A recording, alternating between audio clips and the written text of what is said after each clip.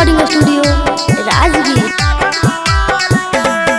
अगे फागुन में न निकली हो छौरी होके उघार गे, फागुन में न निकली हो छौरी होके उघार गे। ओ बार पर सूता के डलतौ बाभन गो बाहर गे, ओ बार पर सूता के डलतौ बाभन गो बाहर गे। अगे चिकन तोर सामनमा कर देतौ बेकार गे, चिकन तोर सामनमा कर देतौ बेकार गे। ओ बार पर सूता के डलतौ बाभन गो बाहर गे, ओ बार पर सूता के डलतौ बाभन गो बाहर गे। अगे कैसा चाही मरद हमें देबौ ओइसा, कैसा चाही मरद हमें देबौ ओइसा। अगे जहाँ मगलियौ भतरा चाही अहिरा जैसा, हम जान गलियौ भतरा चाही अहिरा जैसा।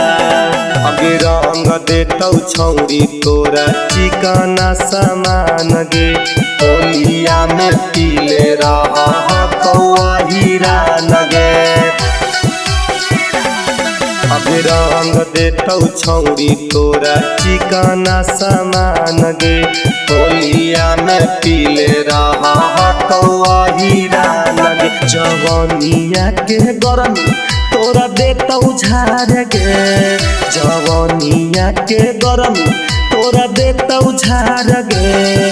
ओ बार पर सूता के डलतौ बाभन गो बाहर गे, ओ बार पर सूता के डलतौ बाभन गो बाहर गे।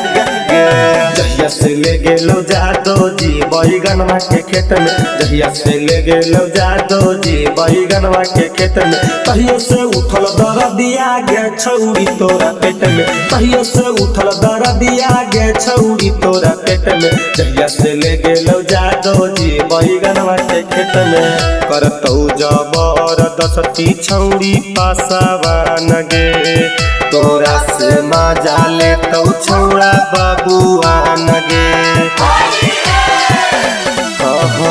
करतौ जबरदस्ती छौरी पासावान गे, तोरा से मजा लेतौ छौरा बबुआन गे। कुंदन हिंदुस्तानिया देतो कपड़ा उतार गे, रवि कांत नीतीशवा देतो कपड़ा उतार गे। ओ बार पर सूता के डलतौ बाभन गो बाहर गे, ओ बार पर सूता के डलतौ बाभन गो बाहर गे। नमूना रिकॉर्डिंग स्टूडियो राजगीर।